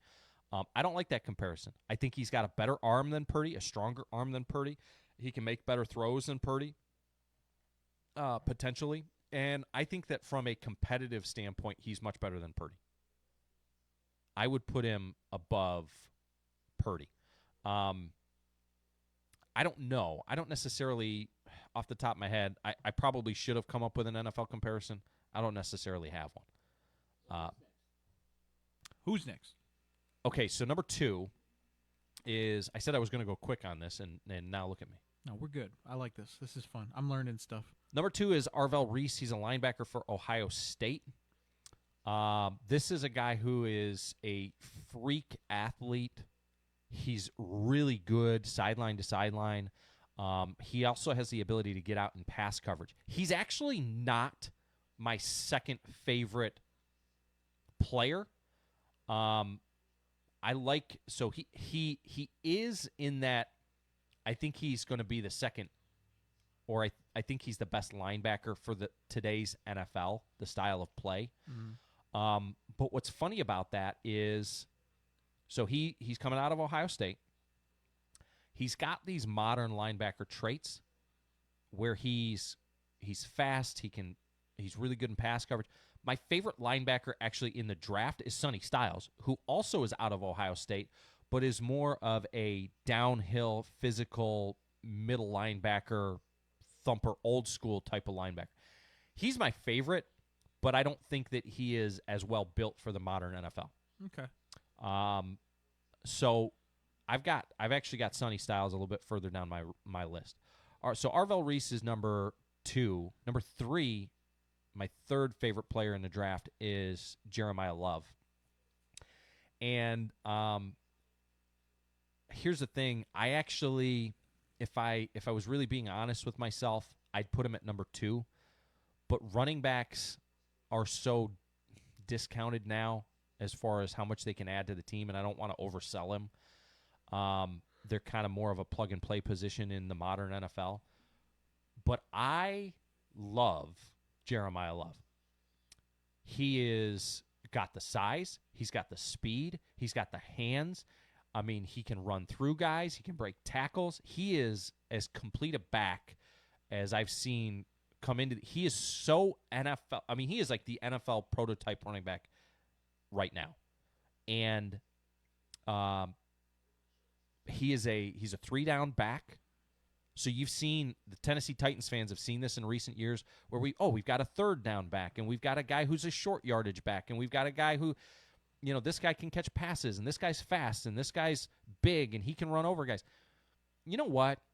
Remember the days when we had some running backs who could catch the ball and run the ball, and we didn't have to have running back by committee? And I'm not saying that some of the guys that they have had come through there aren't good. What I'm saying is Jeremiah Love, if they get him at 4, that will change that offense. I think he can be Breece Hall, Saquon Barkley like.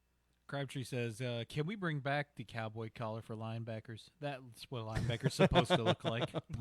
That, or the what was the thing that Brian Cox wore? It wasn't a collar. It was like a thing that held it was like a flat piece of cardboard thing. Yes, I think we should bring that back. Number 4 is where I've got Sonny Styles. Number 5 is Caleb Downs. So now think about this. I've had already 2 Ohio State linebackers. I've had a Notre Dame running back. I've had an Indiana quarterback. No SEC players to this point in the top 5, right? Caleb Downs is one of the best players in football. He's one of the, as far as like football IQ, I'd put him up there with Fernando Mendoza as having elite football IQ, seeing things that are happening. But he's also a special athlete as well. He's got range. He makes plays. He's not huge, but I could see him being one of the premier safeties in the NFL in the next couple of years. I also haven't had any linemen yet to this point, but that's going to change. Number 6, I've got Caden Proctor. Proctor is far down the list, and a lot of people have him going late in the first round. He's my favorite offensive lineman. Again, he's from Alabama. He is just absolutely huge, 6'7", but he can move as well. And again, some of it goes back to, well, what style of play do you like?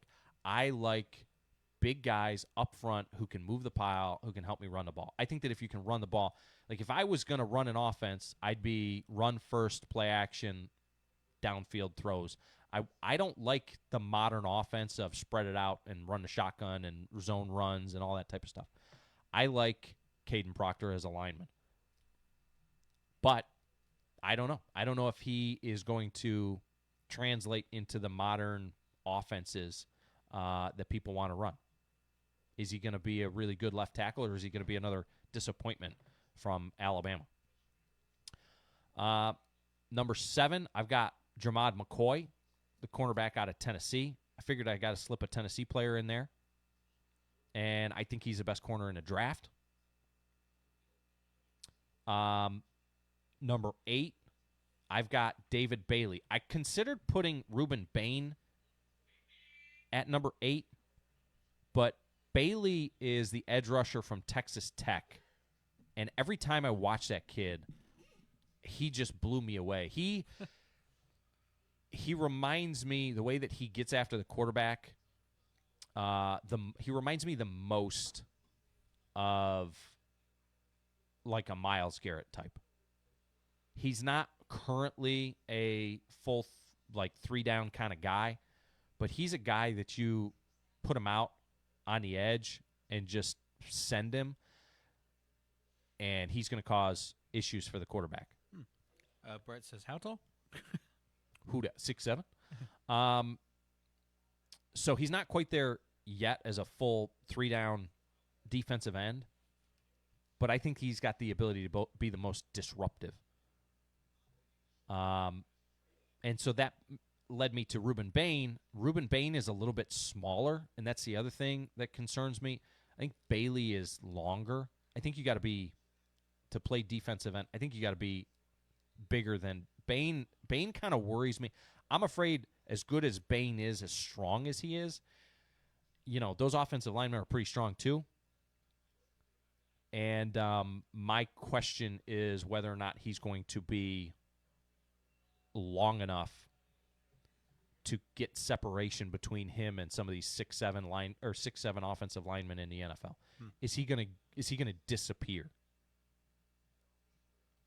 And then Mansour Delaney, the cornerback out of LSU, which a lot of people have him as their number 1 quarterback or cornerback in the draft. I put McCoy ahead of him. I like McCoy better. All right. So that's my top 10. And I'm going to save this list, and come next year, we'll go back and we'll take a look and see how Joe's scouting breakdown of his favorite top 10 players in the NFL draft coming into this year, how they played out. Maybe if you send it to me, I'll make an article and you give me some like little things, and we'll put it on 931 Go. Yeah, I could. A little bit interesting. So last year's guys that came in, there were guys on last year's list that were more, hey, I know that they're not going to go early in the draft, but I just like the way that they play. I like the way that they play football.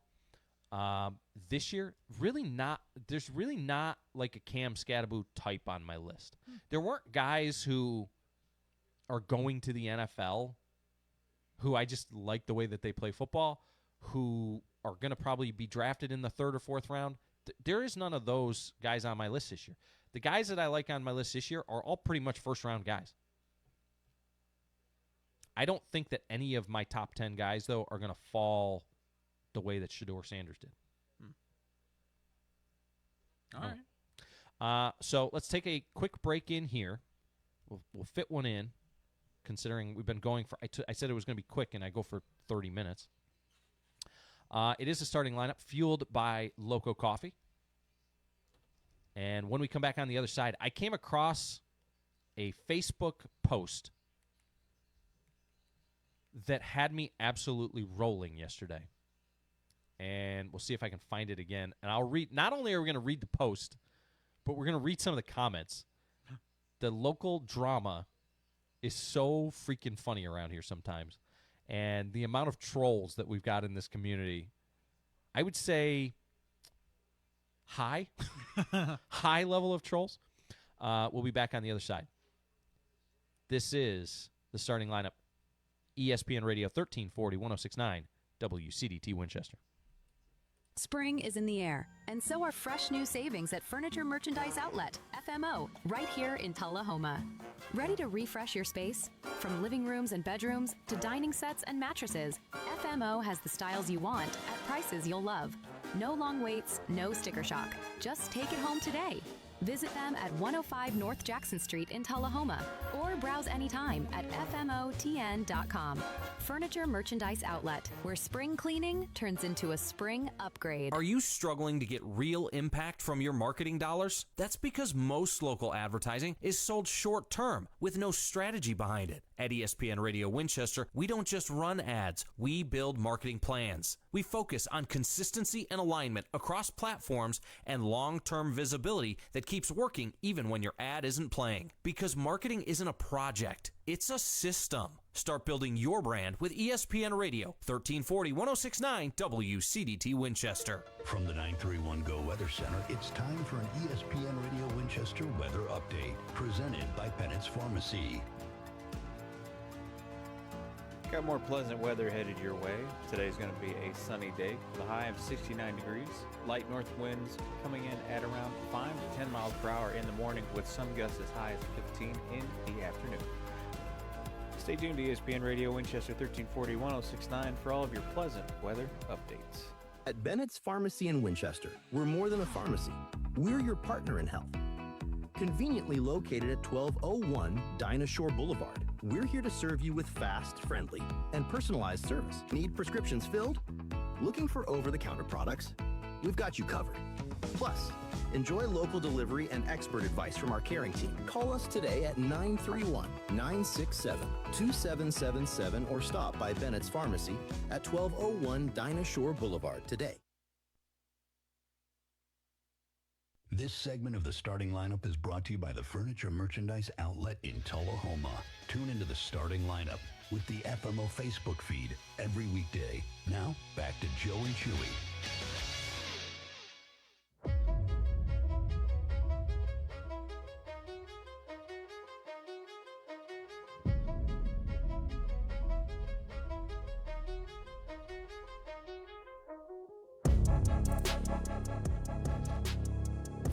All right, back here on the starting lineup, ESPN Radio 1340-1069 WCDT Winchester. Joe Abraham alongside Chewy. So Ricky jumped in with a unique left field sort of observation, someone that I'd never even heard of. Uar Bernard, best prospect in the late rounds. Okay, so Uar Bernard is a 6'4.5" 306-pound freak. He ran a 4.63 40-yard dash. He had a 39-inch vertical jump. He broad jumps 10 feet 10 inches, and they have this thing. It's the real athletic score. And I think it's like a composite. I don't know how it works, but he scored a perfect 10 on his quote-unquote real athletic score. He is a potential defensive tackle, they think, based on his size. Again, 6'4", 306 pounds. But Chewy, here's the thing. When you think defensive tackle traditionally, they're the middle of the defensive line. And what you're looking for at defensive tackle is if you play a 3-4, you want a guy who's like 320 to 340, just a huge guy, massive guy in the middle who's going to eat up blocks. If you play a 4-3, you want a guy who's closer to like 290, 300, who is also going to eat up blocks, but is strong and can again get pressure up the middle. In a 3-4, you're looking for more of an immovable object. In a 4-3, you're looking for somebody who can more control the gap and get pressure upfield. 3-4 is more of a clogger, just a mountain. 6% body fat. And he's that how heavy? 306 pounds, 6% body fat. So it's just like on the bottoms of his feet, basically. Right. So when people think of Ndamukong Suh, first off, that's maybe one of the coolest names I've ever heard, Ndamukong. So Ndamukong Suh, in my mind, was the best defensive tackle, like the prototypical defensive tackle. And this guy was 6'4", 313 pounds. He was extremely strong. And coming out of Nebraska, I mean, he did some things. He went second overall in the 2010 draft. Suh did not have a 6% body fat. And as strong as he was at 313 pounds, was nowhere, as and athletic as he was nowhere near what this kid is. Wow. So to Ricky Tipps's point, the reason why Bernard is, you may be looking at him and thinking, well, why is he so far down the list? The guy, I don't think the guy has ever really played football. Not at a high level. I don't know if he played Ricky. Where did he come? Because I never heard of him until he got to the combine here in recent weeks. I never heard of him. I don't know if he's just an athlete. I don't know if he played D2 or like somewhere I've never heard of. I don't know. I haven't seen any background as far as him playing football. But he's one of those guys who could come in and change the game, so to speak, at defensive tackle because he is such an athletic freak. All right. Moving on. Let me see if I can find this Facebook post. Oh, shoot.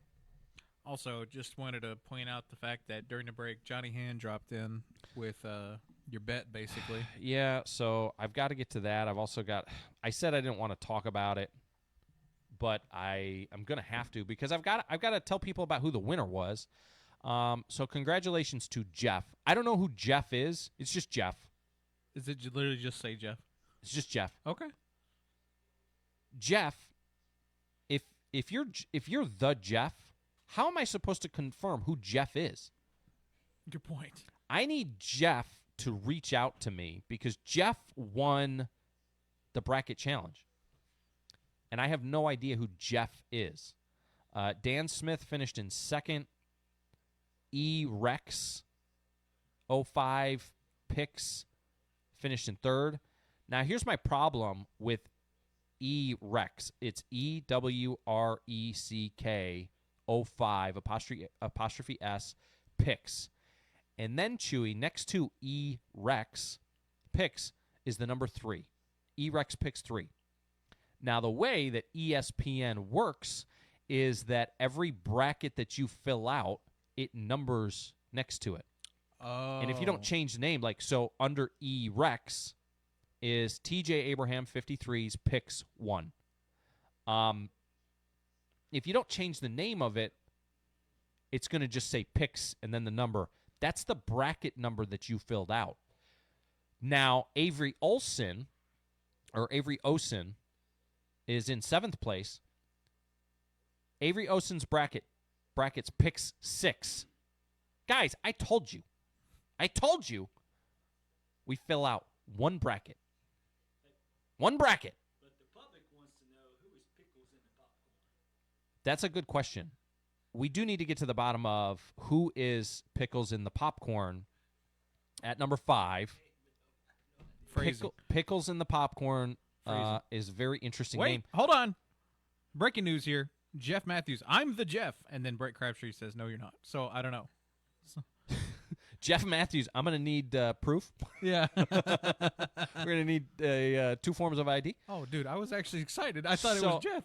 Well, it might be. I don't know. Oh, okay. So whoever Jeff is, Jeff and the people in the top 10, I've got Domino's gift cards. In fact, Jeff is going to win. Jeff won. Not is gonna. But if Jeff comes forward, Jeff won a $100 Domino's gift card. There you go. Yeah. And I think Dan and E-Rec. So I'm not sure. What do you think his last name is? Shun? No. Speaking of pickles and popcorn. Yeah. I don't know. So these folks who filled out more than one bracket, I don't know.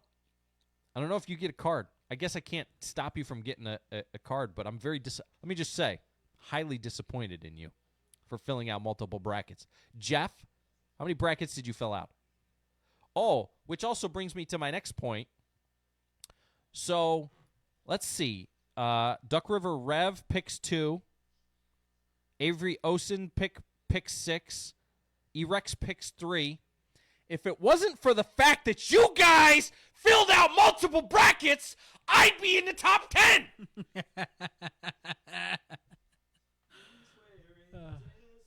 Which means that because of you jerks, I get to wear freaking orange tomorrow, courtesy of Johnny Hand. W's in the chat Sith for Johnny. Lord. Hey, Jeff Matthews said he only did 1, so there you go. I only did 1, yeah. I am so freaking pissed off now considering that. I just realized that if it was not for you guys who filled out multiple brackets, I would be in the top 10. You know what place I could have finished in if I filled out multiple brackets? At least 10th. At least 10th. Probably first.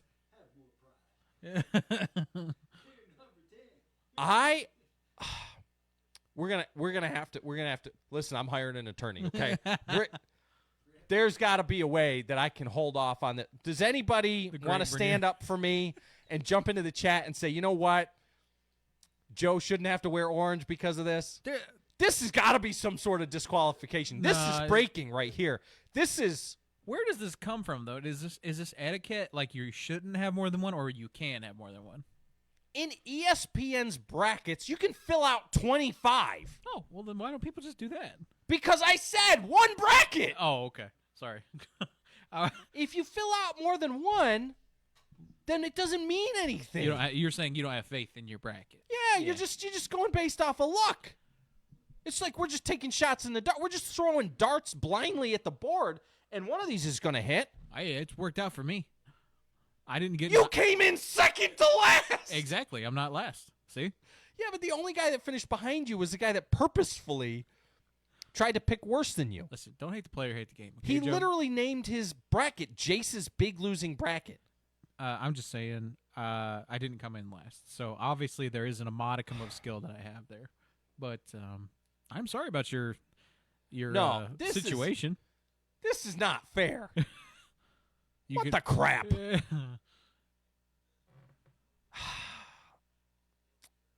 I'm just going to have to wear the orange. I can't. Brett says he filled out one bracket, but it was in multiple groups. But here we go. So here's the thing. I went into that whole, like, no matter how many groups you're in, you've got to fill out one bracket. And you can only have one bracket and all the things. Well, I filled out my bracket initially in the ESPN Radio Winchester Challenge thing. And then I went over and I was in another bracket challenge and I copied that one over to, and it was a CBS bracket challenge type of thing. And I copied it over to that one and they were the same. Well, then right beforehand, friggin' Rob Kortner comes out with this book on every team in the thing. Yeah. And so I made like 2 or 3 changes to my ESPN one.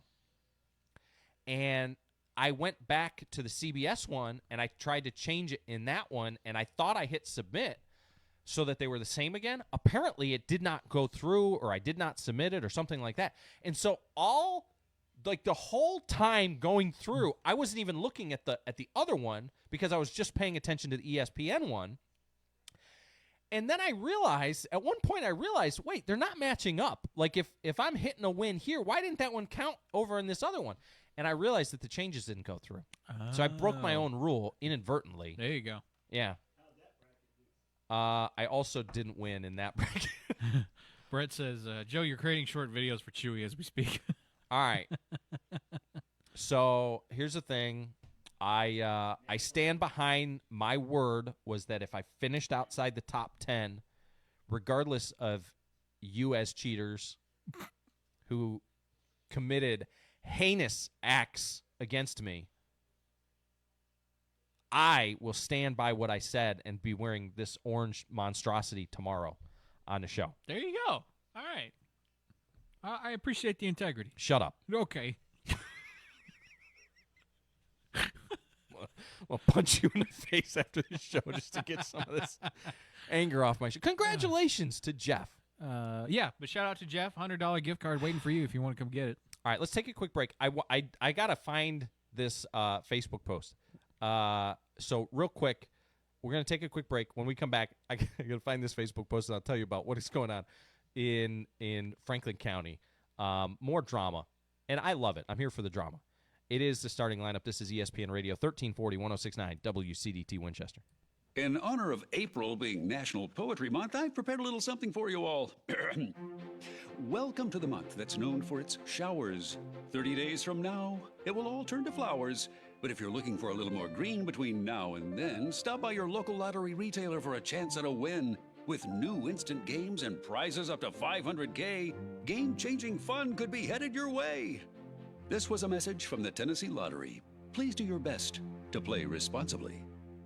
Spring is a season of renewal, and at High Point Health System, with Ascension St. Thomas, your health is always in season. From routine checkups to advanced care, their dedicated team is here to help you feel your best today and every day. Compassionate care, backed by the strength of Ascension St. Thomas. This spring, take a moment for your health.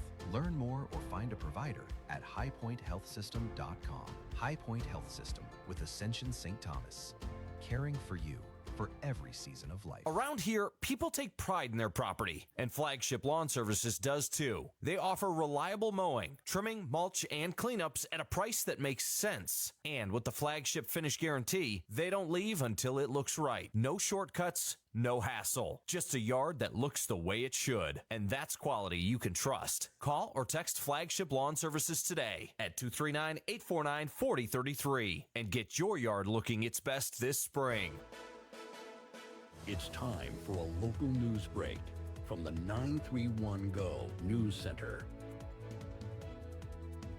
The Estill Springs Police Department is warning residents about a circulating text message scam involving a fake court notice. The message includes what appears to be an official-looking document claiming to be from the Davidson County General Sessions Court Traffic Division. It threatens fines, license suspension, and other penalties if payment is not made immediately, and directs recipients to scan a QR code. Authorities say this is a scam.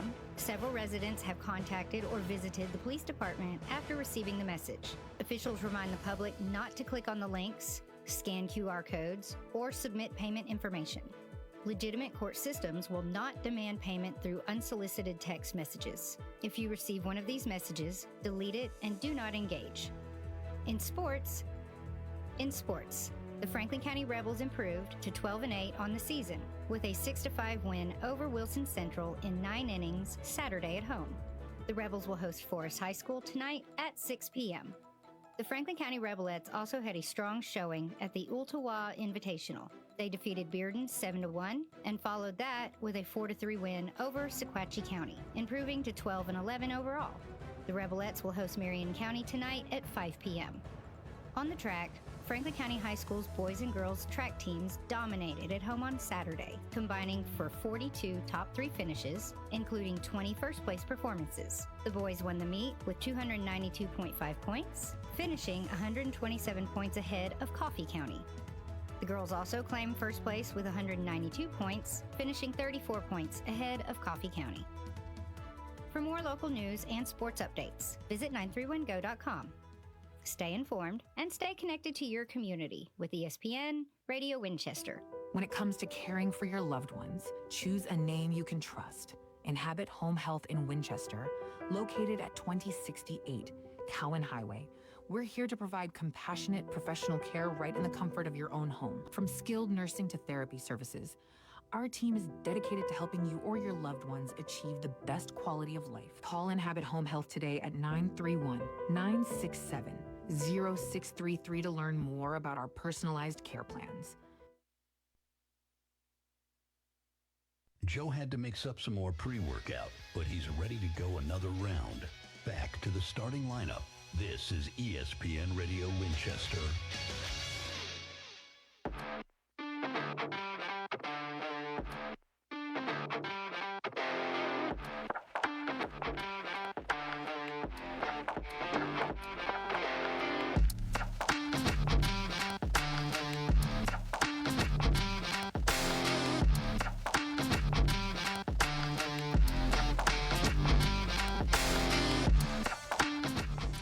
Back here on the starting lineup, ESPN Radio 1340, 1069 WCDT Winchester. So Brett did say he doesn't even want to see Tennessee stuff on a Bama fan. I appreciate Brett standing up for me. W's in the chat for Brett. W's in the chat for Brett. Brett goes back into the lead for MVP for the month of April, even though he's been late the last 2 days to the show. It happens. It happens. All right, so I unfortunately made the mistake of not screenshotting this thing, and it's gone. Dang. Yesterday in the Franklin, so if you're not in this Franklin/Grundy County Truth Seekers page, you're missing out on some grade A entertainment. But yesterday or in recent days, somebody posted in there defending Tasso and this supposed shady cabal group that does not exist, or at least I'm told does not exist. I don't know. I'm here for the speculation. I'm here for the conspiracy theories. But there's this conspiracy theory that there is a group led by Tasso that makes it like whether or not restaurants can come to town. And so the gentleman posted in there, and the responses were just freaking hilarious. And now there's talk about like the good old boy system and all these types of things that go around town. I have not experienced any of that, not firsthand. Now, what people say behind my back, I'm pretty sure probably not a good thing. I don't know if the ringing in my ears is from tinnitus because I have my headphones always turned up so loud, or if it's because people are talking about me. See, I don't mind people talking behind my back because that's where my farts go anyway. Okay. Wouldn't want to be there. I farted in a bathroom one time and almost passed out because, you know what I mean? Yeah, it was like last week here at the station. Dude, it happens a lot because we'll leave that heater on in there and it makes it so much worse. That's probably where that smell of death came from. Dude, what if it was that killed all those animals?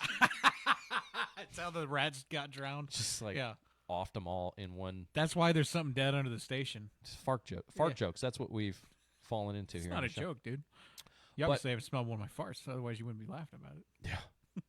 Hey, you should get that checked out. Yeah.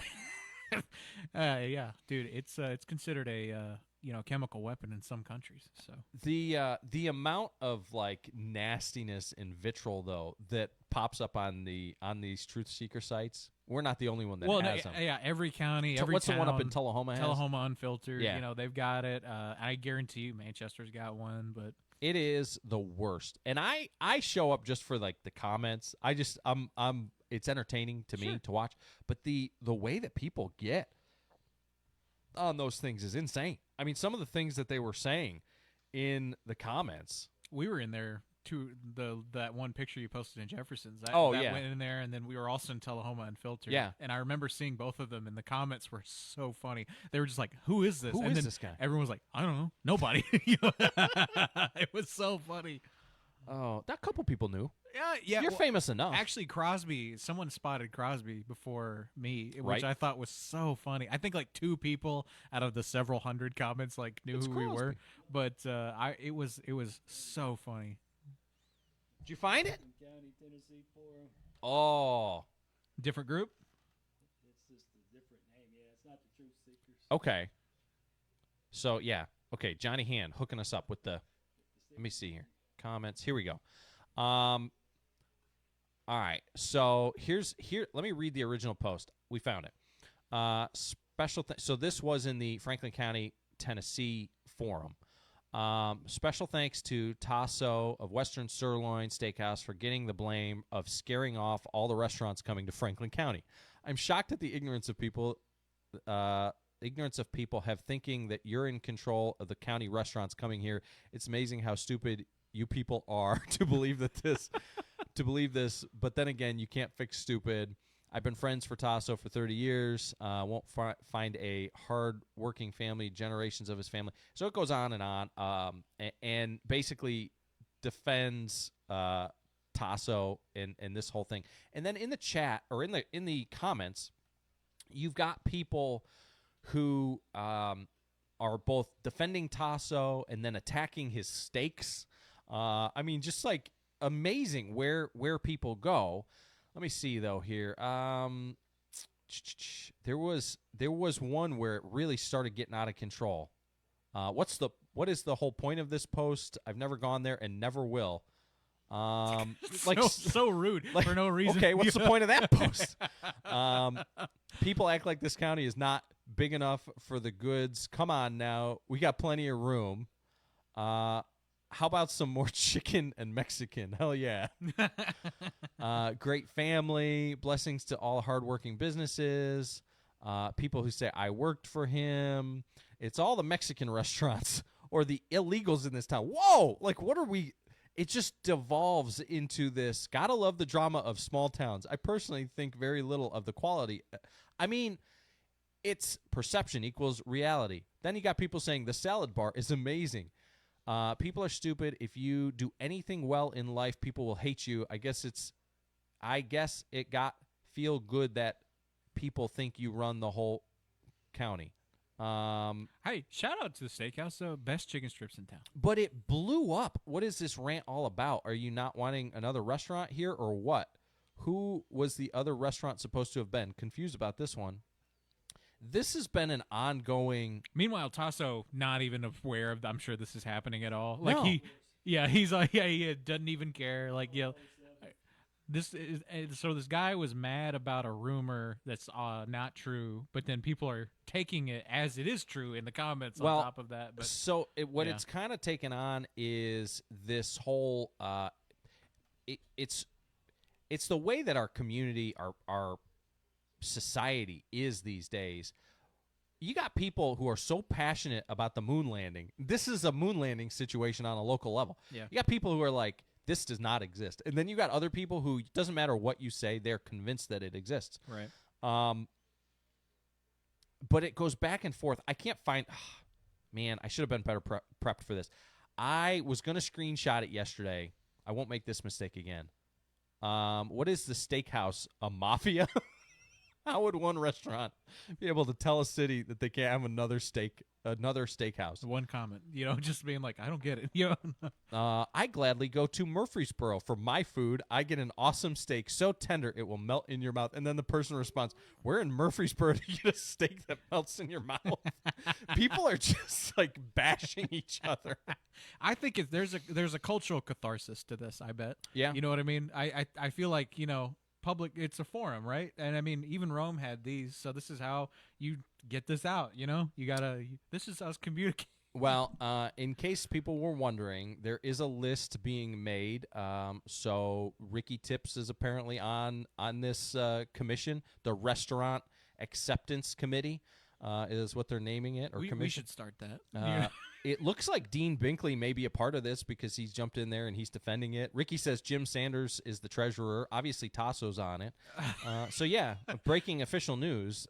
There is a fake group called the Restaurant Acceptance Committee. It is real, but it is also fake at the same time. Yeah. I don't know. Be careful. It is a funny concept, though. Like, there's just like a cabal of like 5 or 6 dudes. Like, nope, man, we need more Mexican restaurants. Actually, right?